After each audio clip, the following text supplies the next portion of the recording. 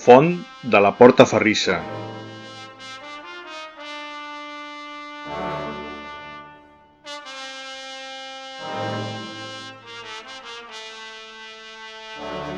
La Font de la Portaferrissa es troba situada allà on hi havia una de les portes d'entrada a la ciutat de Barcelona. La font data de 1604, tot i que estava situada a l'altra banda de les Rambles, fins que els jesuïtes van demanar que fos traslladada al lloc on la trobem ara, situada a una de les torres que flanquejaven l'entrada. El plafó que ara veiem i la inscripció que hi ha daten de 1959. El plafó és obra de Joan Baptista Guibernau i el text que l'acompanya és obra de Pere Voltes.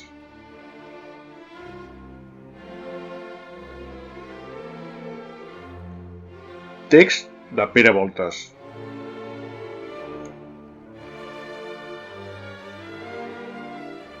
La Portaferrissa era una de les portes de la segona muralla de Barcelona, construïda al segle XIII a la barra de ferro, una de les mesures longitudinals usades en la ciutat, que es va fixar en ella li va donar nom així com el carrer que conduïa a aquesta porta d'est al centre de la ciutat antiga.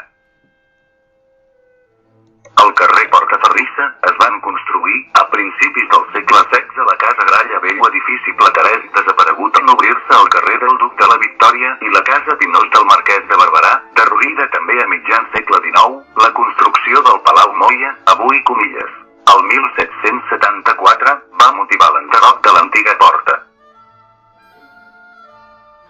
El 24 de setembre de 1959, festa de la Mercè, fou inaugurat el plafó de rajoles d'aquesta font, peça original del ceramista Joan Guibernau.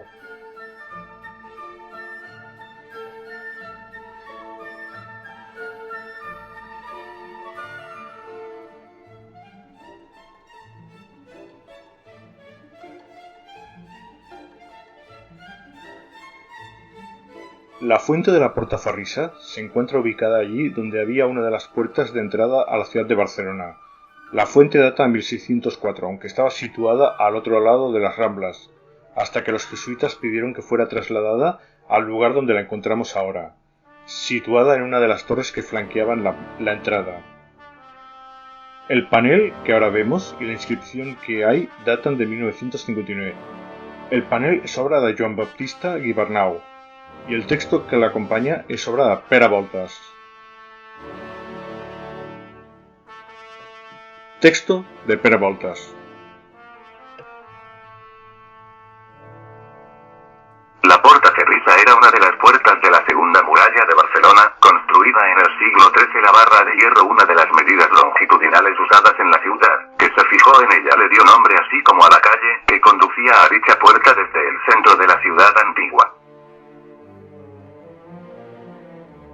En la calle Portaferrissa se construyeron, a principios del siglo XVI, la Casa Gralla Bello, edificio plateresco desaparecido al abrirse la calle del Duque de la Victoria, y la Casa Pinós del Marqués de Barberà, derruida también a mediados del siglo XIX, la construcción del Palacio Moya, hoy comillas, en 1774, motivó el derribo de la antigua puerta.